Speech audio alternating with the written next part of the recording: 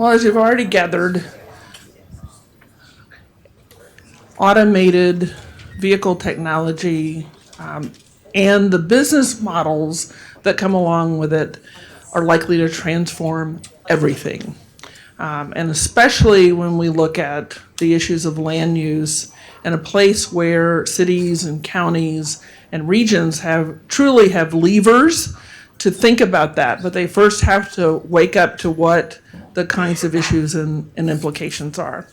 On today's panel, we have David, which makes a lot of sense given his background. He is a landscape architect. He is here as the director of research, and you have heard from him about some of his thoughts about the implications of this. And we'll get very different perspectives. And after this panel, we'll have time to pick up a box lunch and come back and hear from someone who is piloting a low-speed shuttle in Las Vegas. Thanks, Kelly. And we have a great panel. I want to get to them pretty quickly, so I'm not going to say much. You already heard from me. But I do actually, the last panel reminded me of my morning commute, so if you could bear with me, I want to tell that story. I live in a part of D.C. that does not have metro service. I do not have a car, so it wouldn't have worked for me to take, I would have to take a bus to a metro station, the Union Station. I had to get here, so I walked out my door, and I confess, I pulled out my iPhone, called up Uber. And what Uber said was 1.2% surge pricing, congestion pricing. It took me about 3 seconds. I said, okay, I need to get here. I'll pay for that. My only point in telling that story, given the conversation, is it was so easy to do that with the private sector. Why can't the public sector develop models like that? Because that sounded like a theme that was running through the earlier conversation. So with that, let me get into the panel. And this is where the rubber meets the road, literally. And you can't separate this issue of land use in the built environment, obviously, from transportation or equity. They all come together. But we have a great panel here that brings several different perspectives, and I've been really looking forward to this panel. So I'm going to just briefly say who's on it, and then turn in terms of questions. To my immediate left is Nico Larco, who brings an academic perspective. He's a professor of architecture at the University of Oregon. But he started a center, do I have this right, the Sustainable Communities Initiative? Sustainable Cities Initiative. Sustainable Cities Initiative at the University of Oregon that is doing some amazing work focused around not just autonomous vehicles, but e-commerce and the implications of that for our built environment.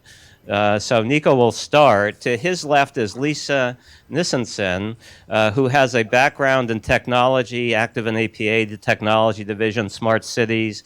Interestingly enough, she has recently joined Alta Planning and Design as, I call her their autonomy guru, which if you know Alta Planning and Design is probably the foremost bike and ped planning consulting firm in the nation. So it's going to be interesting to hear from Lisa how the autonomous vehicles and what's going on plays out in terms of a multimodal transportation system that includes bikes and peds and is expressed on the ground.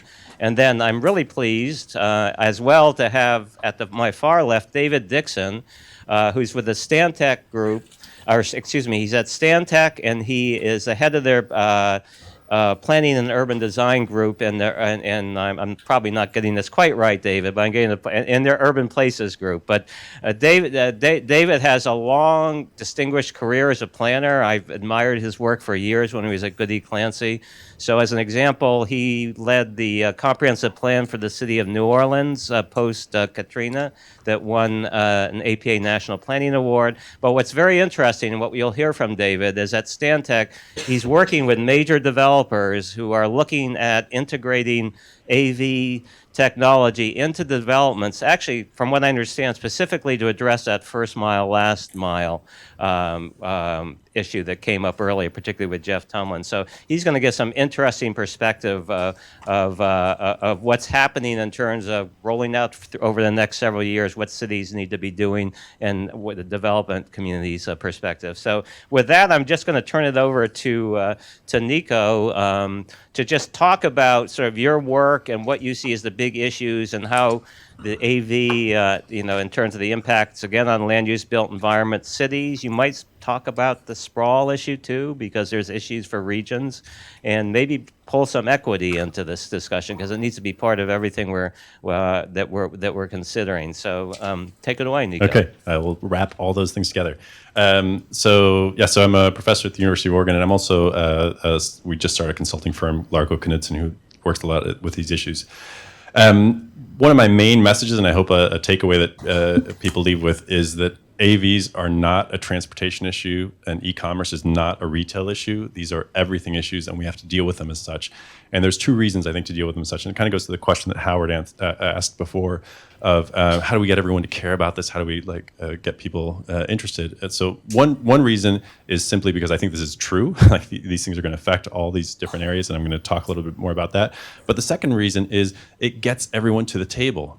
If AVs are a conversation that's happening at your DOT, you are sunk, right? That if people think of AVs as, oh, it's just a way for me to get my daughter to her soccer practice and to go pick up a quart of milk, that is a tremendously limited way of looking at this, and we have to get everyone to the table. If you start talking about how it's going to be impacting land use, land valuation, equity concerns, then all of a sudden it broadens the people who are going to be engaged, and I think people who need to be engaged.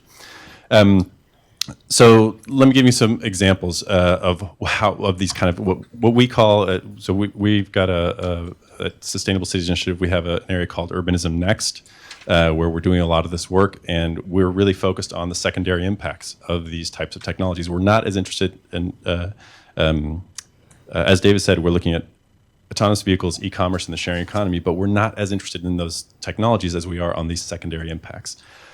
So, for example, parking. We all know parking is probably going to be, we're going to need a whole lot less of it, right? And some studies say 10 to 15% of what we've got right now, even with 50% shared fleets. And that's a huge drop. And so, the conversation is typically, okay, so we're going to lose a lot of parking. And on the one hand, that's going to be, what are we going to do with our parking garages? And then we have revenue kind of issues, and I'll expand upon some of that.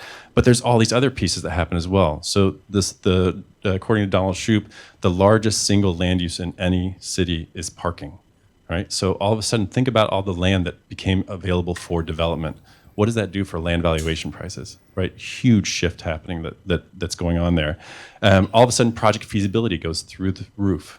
Right now, the projects that we're developing, parking is like this a lost leader that we have to deal with. I have to build it because it's what makes everything work. All of a sudden, I don't need that anymore.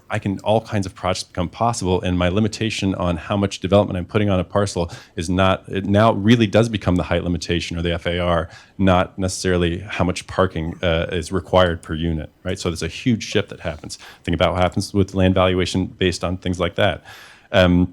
We have issues of street design, right? So all of a sudden, the limitation, we have parking along streets that are great buffers between pedestrians and bikes. That goes away. How do we redesign our streets to deal with this kind of the mixing of modes?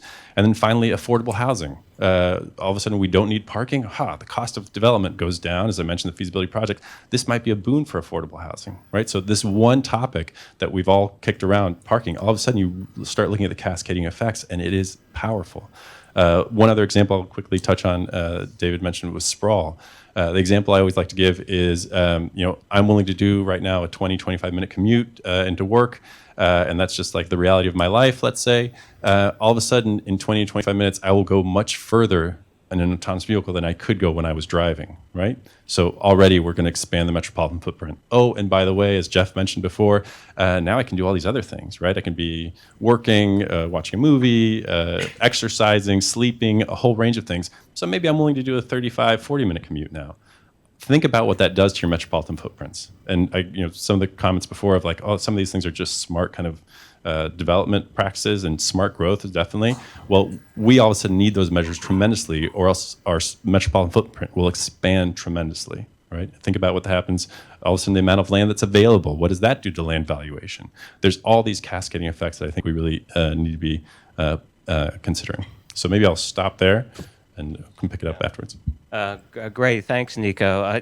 One of the themes that I think is coming through and has certainly been getting clearer in my thinking, and going again from sort of the broad brush dystopia, utopia, down the road impacts when things are fully deployed, the uncertainty about when that's happening. But now, over the last 6 months to a year, seeing pilots rolling out and evidence that at least there's going to be applications on the streets in your town fairly soon. And so I actually turned to Lisa. How do you deal with it? How do planners, how do cities deal with that uncertainty in terms of thinking short term and long term? And I was interested when Ken Petty mentioned scenario planning in his opening remarks. So I think that might be an approach that's appropriate. Okay, is this on? No. Can I use your mic? Here, I'll just turn that off. Well, thank you. I'm going to speak to this topic actually as the old Lisa, who was a local land use planner in Sarasota County for 5 years, and I got my ass kicked every single day. And we need to put ourselves into the lives of people on the front line. Maybe it was your former life as well. But if anything's going to get done, we have to actually work for the doers in the transportation and land use departments. So in doing long use plan, we usually shrink down how we talk about comprehensive planning into 3 bubbles. What do we have? What do we want? How do we get there? Right? And we've been pretty comfortable with that for a long time. You just sort of take where you are now, apply a growth factor, some trends, and then you go from there. The baseline is totally blowing up right now with technology, not just in transportation, but everywhere else. So instead of 3 bubbles, we now have 5. So planning is now 5 bubbles. And the first one is always, what do we have? You always want to see what you have. But you really can't get to what do you want until you answer 2 questions now. What's happening and what's likely to happen here? And that's where scenario planning comes into play, so that you can get everyone up to speed and around the table, and it's like, this is what's happening, and oh, because we live in a college town, this might be the way it rolls out. We live near an interstate. We live downtown. And so you can begin to sort of forecast where some of these things might be going, but you really can't get to what do you want until you get your arms around all those things that you can harness the benefits and limit the risks up front. So then, once you decide what you have, how do you get there is also changing. And it used to be that you'd have this big bang plan and come out and it was all great. Things are changing now, and it's not how do you get there big bubble, it's a little bubble now. And that could be a pilot program. It could be a small increment. But we're in the era now where you're doing these incremental plans that get bigger.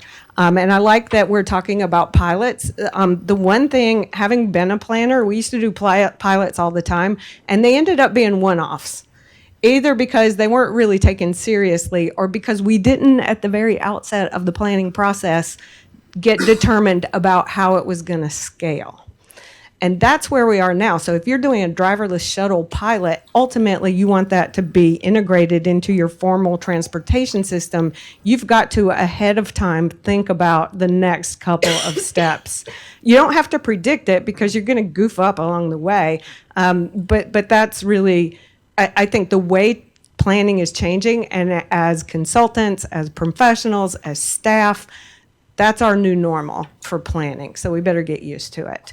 I think the second part of that question goes to comprehensive plans and zoning codes, and I have 2 important points there. Number one, rarely does anything get funded or become an initiative or get off the ground unless there's some anchor in the comprehensive plan.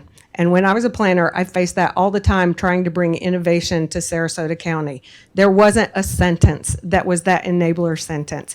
And in fact, at Smart Cities Week, I heard one city said that their comp plan review, they're going to invent a new chapter 1 called the future. And everything that lets them experiment is going to come in that first chapter. And like, that was brilliant. And that's going to be on a Post-it note this afternoon when we start compiling all our ideas.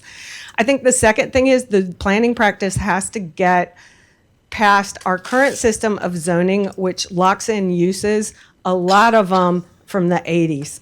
Well, actually, I did a zoning code audit for green infrastructure in California, and so I had to comb through every single zoning code in a 6-county area.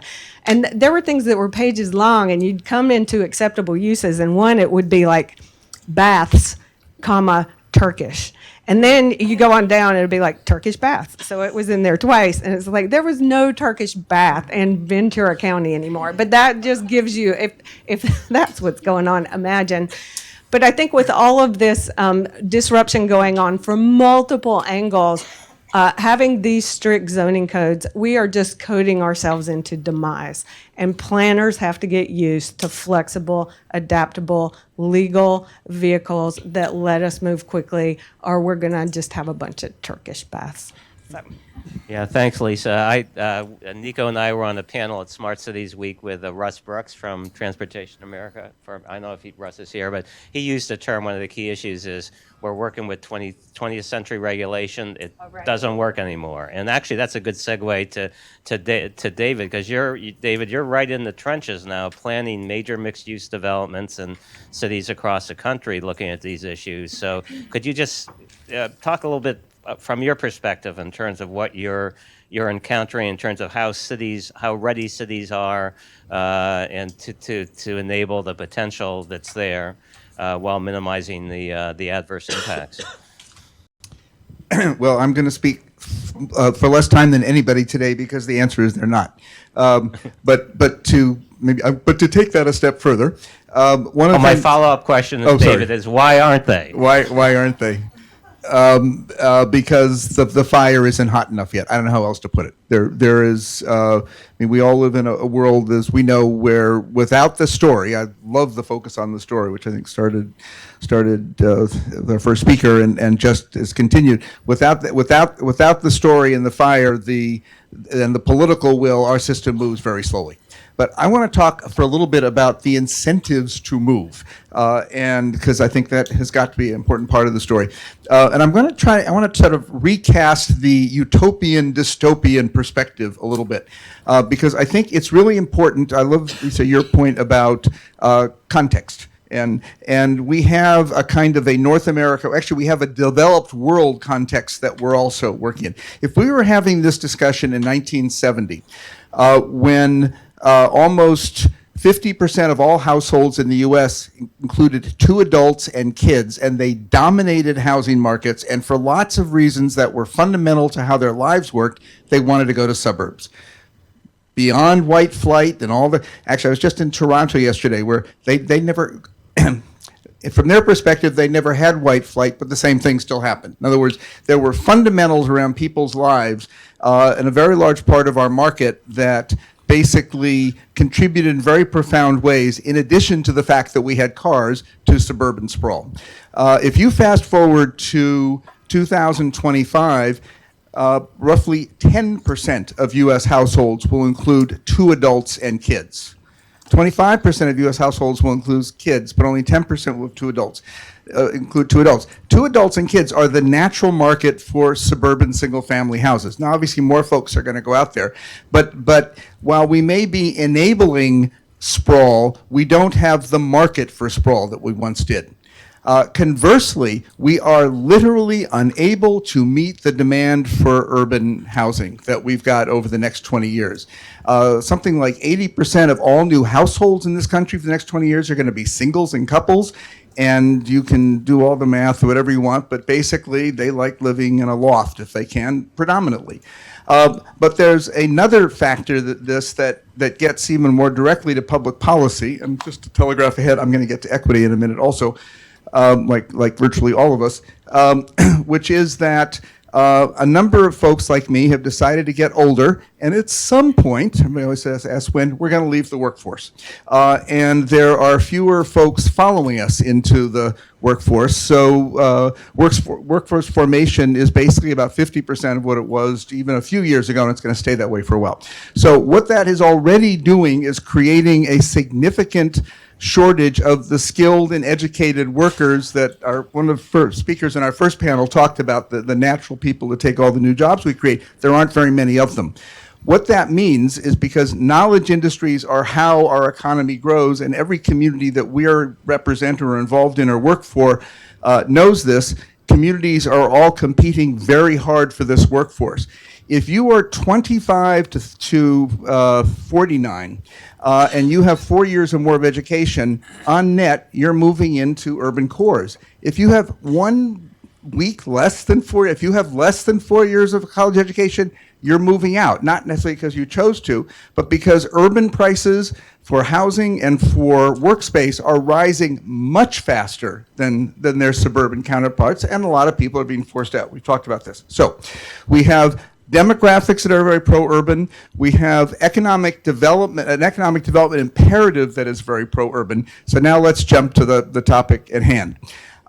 From my perspective, and this is a sort of an in the trenches perspective, what our clients are really interested in, automated mobility or autonomous mobility or whatever they want to call it, is kind of intellectually interesting. Shared autonomous mobility is really interesting. So let's look at a development in Tampa that's got 9 million square feet. There is no first mile, last mile there because actually the Hillsborough Area Rapid Transit Authority, HART, is the first transit authority, and they hired Stantec, so I'm very proud about this, to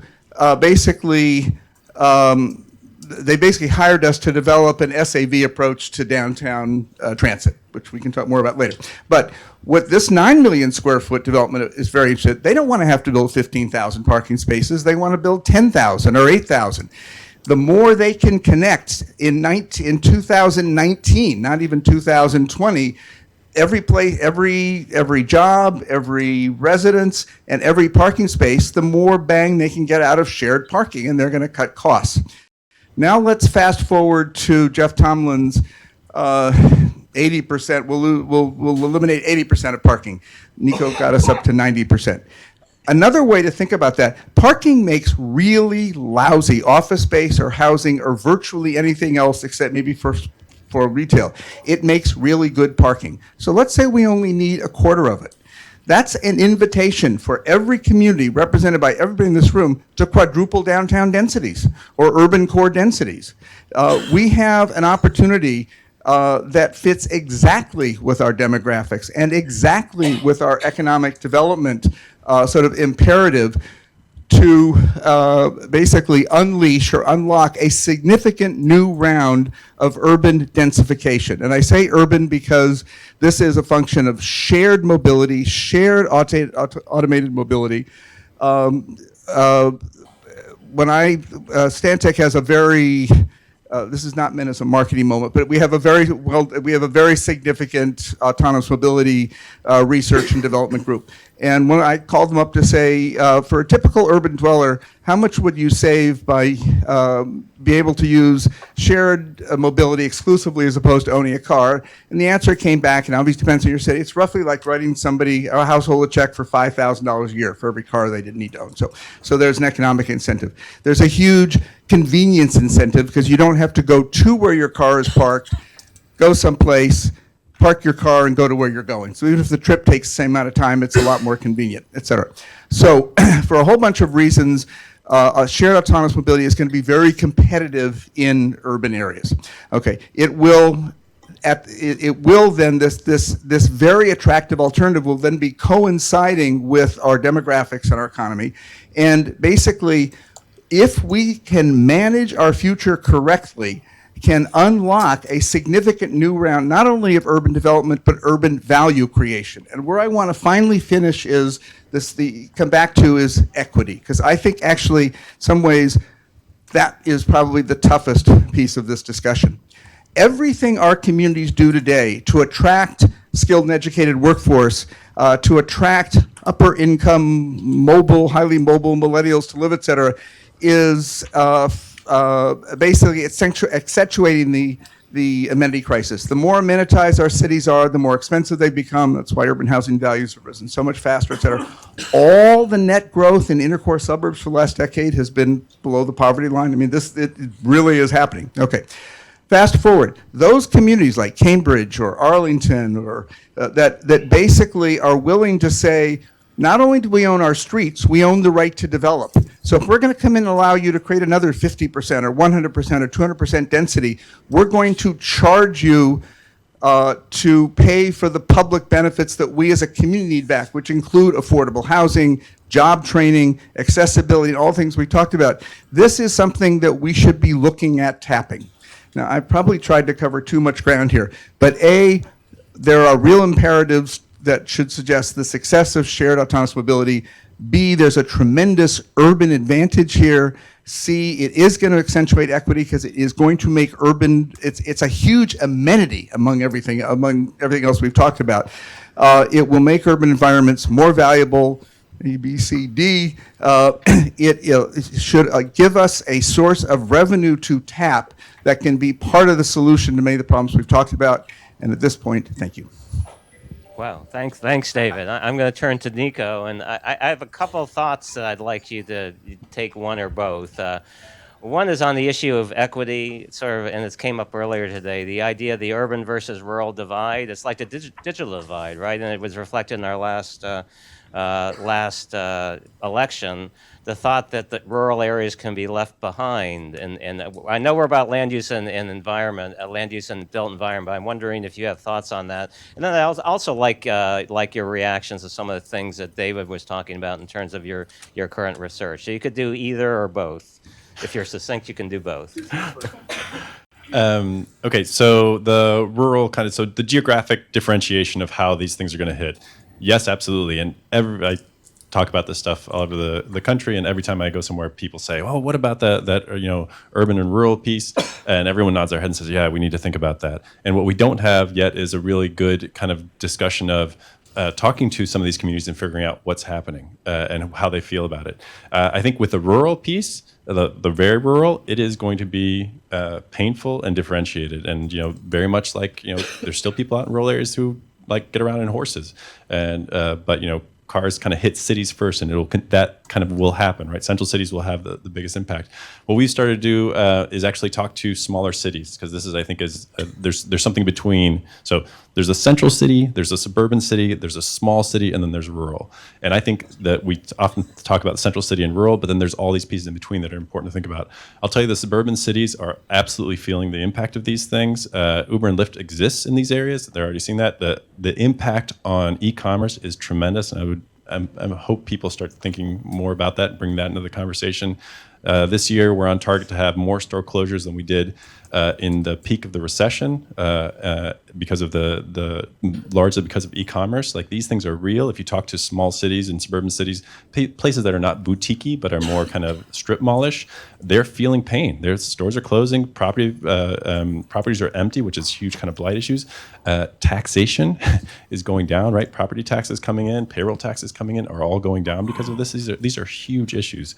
We've done a study on municipal budgets and how these things are going to affect, and I'd welcome you to come and take a look at those that work that we've done. But so suburban cities are absolutely being hit by this.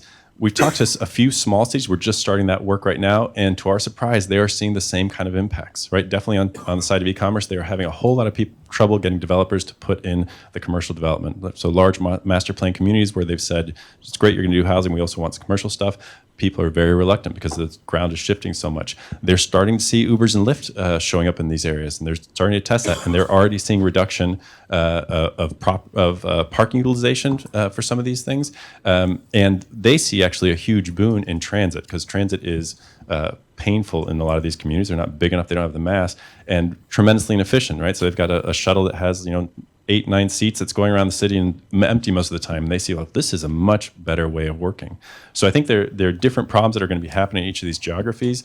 And one of the things that we're trying to do, and I encourage other people working in this space to do, is to really dig in, not just ask the question, but then go ask the question of those communities. Because we've been surprised at the amount of impacts that we're seeing in these areas. Thanks, Nico. I turn to Lisa. Could you talk about what I raised earlier, that you're working on, I presume, the integration of autonomous vehicles issues with bike and ped and other forms of transportation? I'd be interested on your thoughts of what that might look like. Okay, Yeah. so 4 things. First and foremost, building bikeable, walkable communities is only in small part about transportation. It's about quality communities. It's about efficiency. It's about quality architecture, public health, multiple benefits, efficiency of services.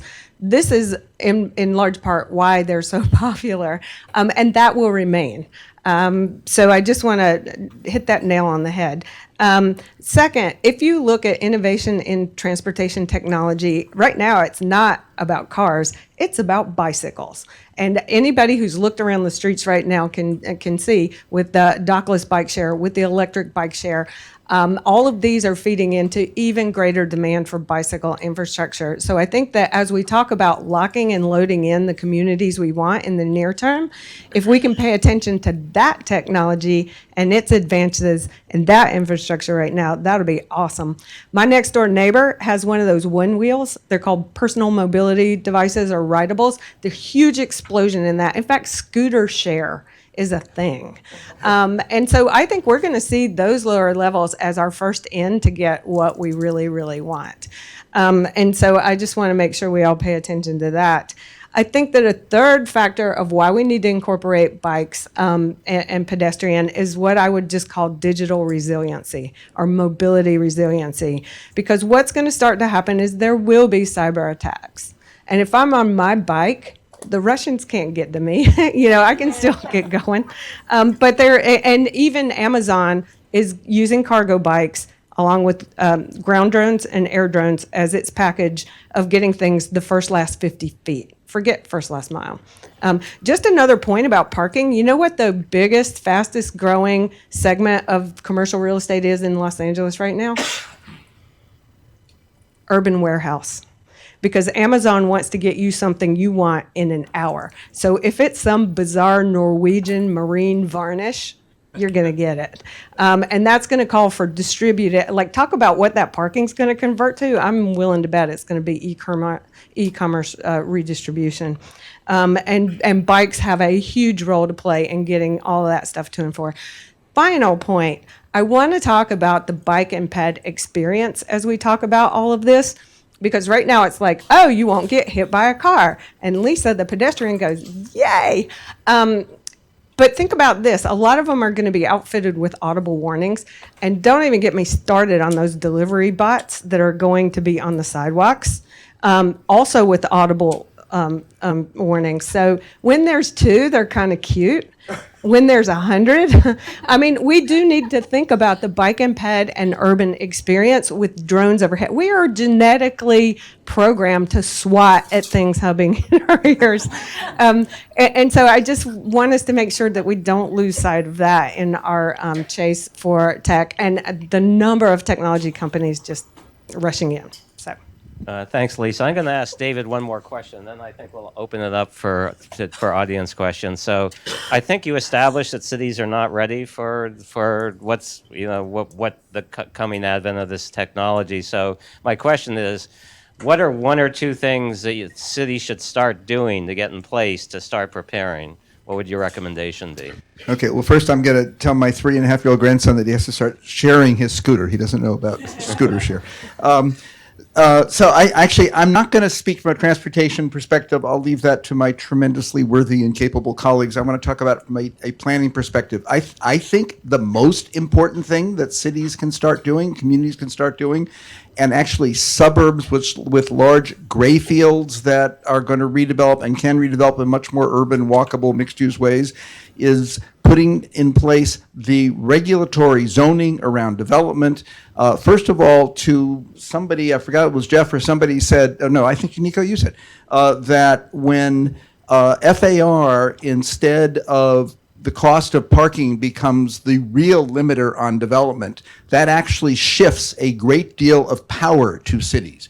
Because then if they can figure out how to increase FARs, it's not the market in terms of how much parking you need, it's the city in terms of the regulatory policies it's put in place to enable development that is determining how valuable its city can be, how mixed use it can be, how many jobs it can accommodate, how many people can live there.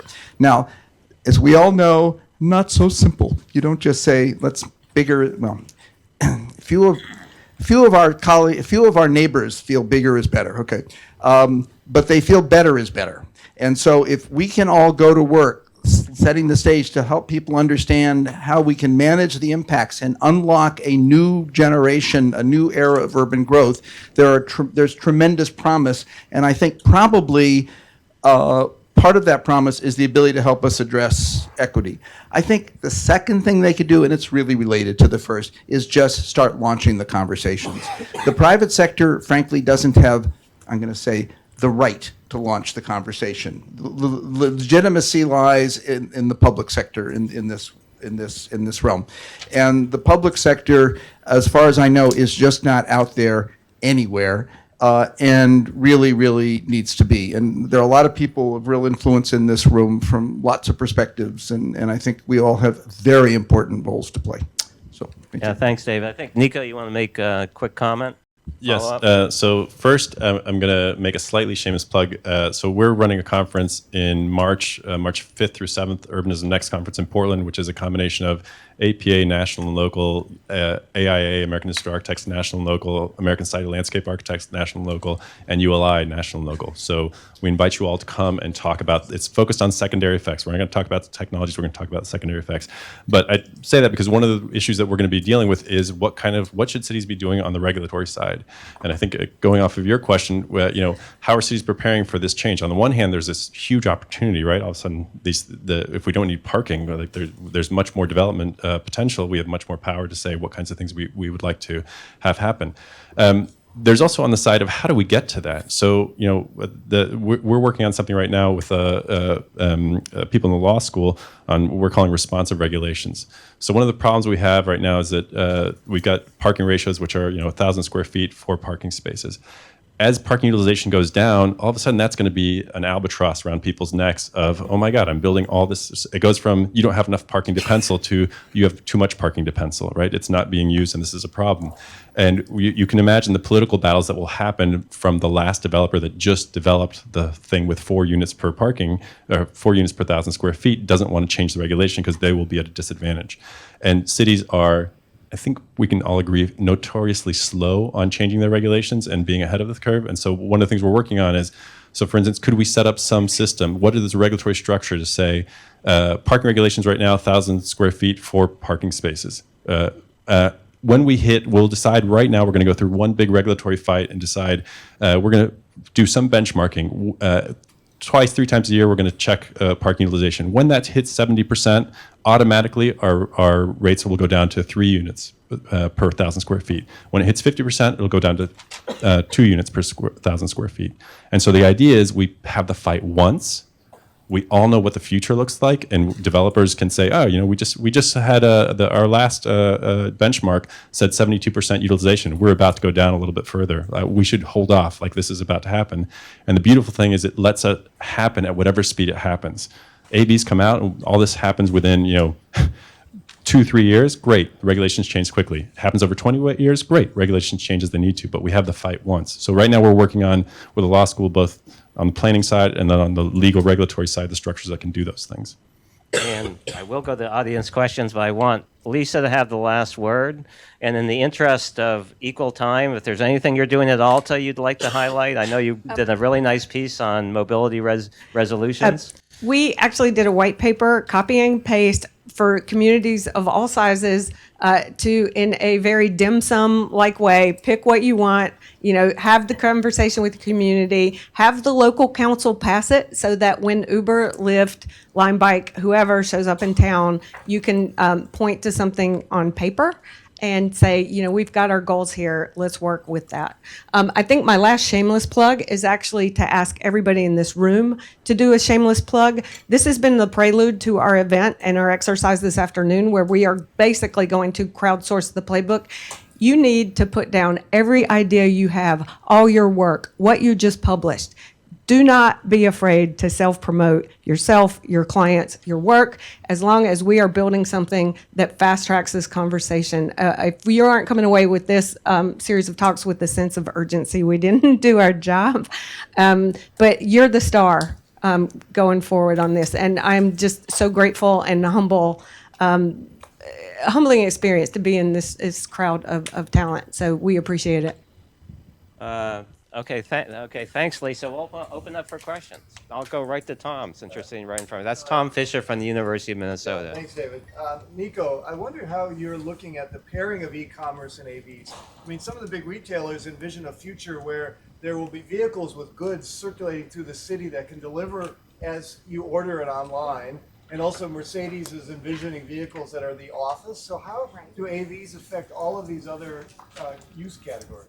Yes. So, I mean, one of the things that, God, I can't remember who it was just talking about this, that we have to stop thinking about AVs as the sedans that we have right now with like gizmos on them, right? They are completely going to change everything because all of a sudden we can do all these things on them. There will be ones that have like exercise bikes in them, and there will be ones that, have beds, and there will be ones that will be, as Jeff Tumlin likes to say, more illegitimate than that, or questionable about the activities that will be happening in there.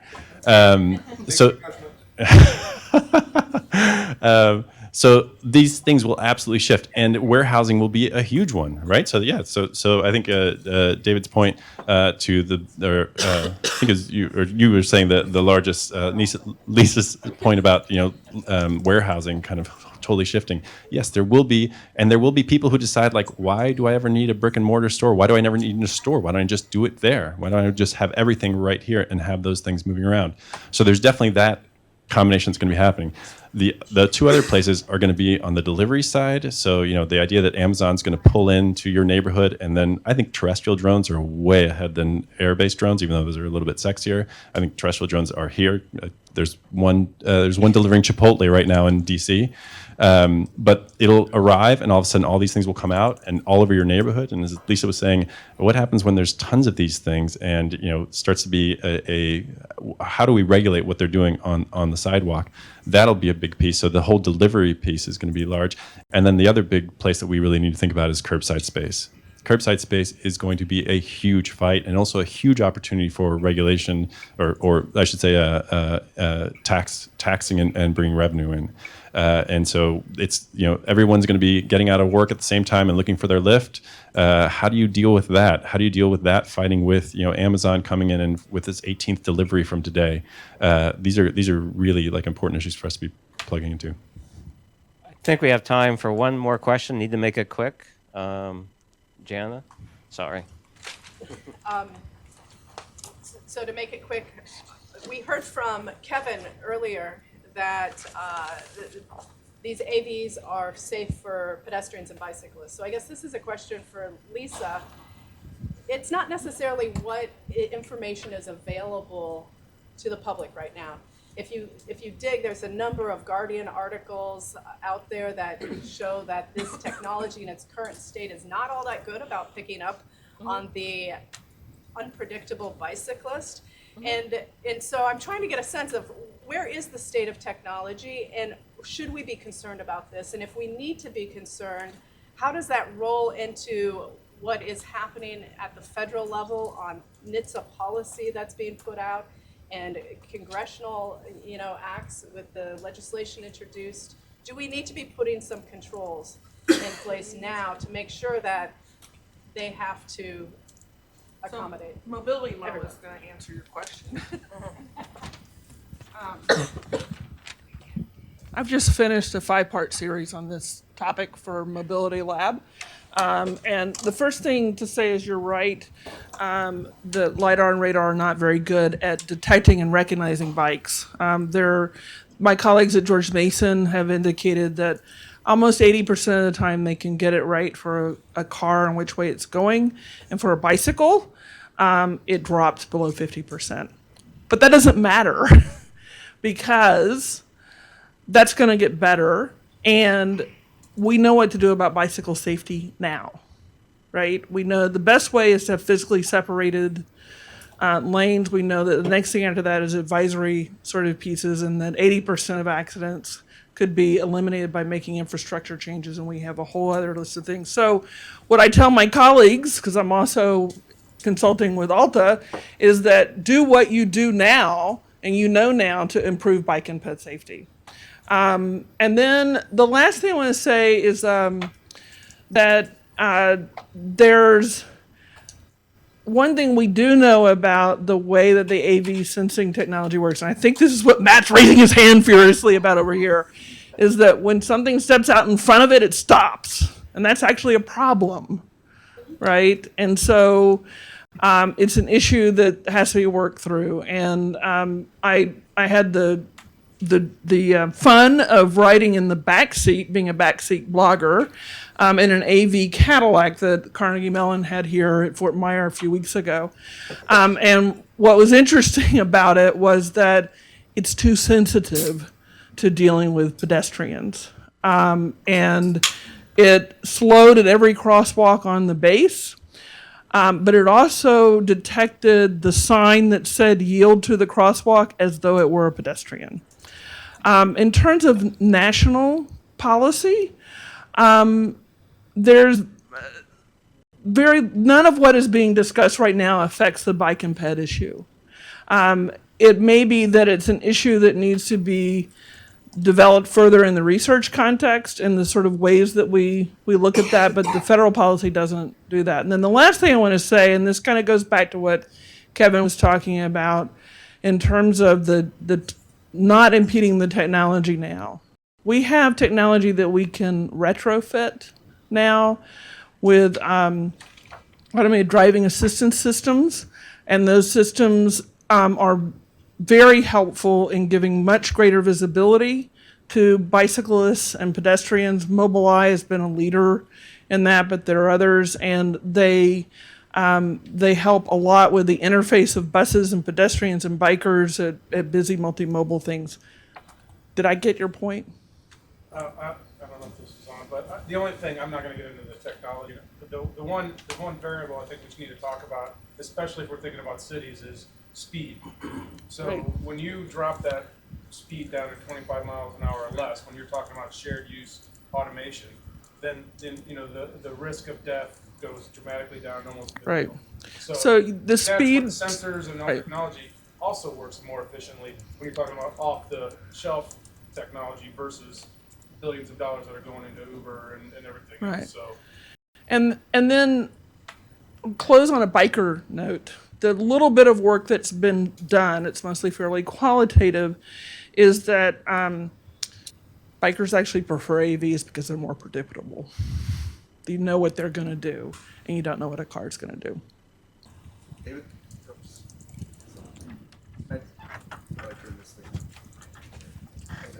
Just one quick comment. We've used the word cities, cities, cities, and cities. I think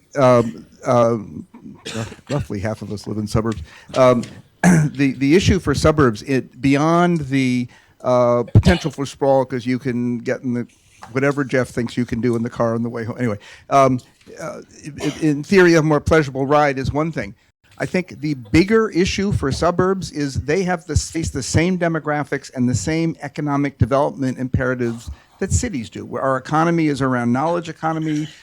That's dependent on labor. This is labor that wants to live in compact, walkable areas. It can't all afford to live in cities. Anyway, one of the and the bulk of the market in Fairfax County, 85% of all housing production is going to be multifamily for the next 20 years. I mean, the market is just as much is the same in the suburbs as in the cities in many ways, because that's who we are. So fast forward, one of the policy things we all need to think about is how do we then use this technology to accelerate the redevelopment of gray fields, the ability to pump new vitality into suburbs where most growth actually is at the poverty line or near going forward, and has been actually for roughly a decade now. It's something, it's harder to talk about than many things we've been talking about, but it's definitely an issue for APA if you want to get out there and take the lead. Thanks. How about a round of applause for this panel?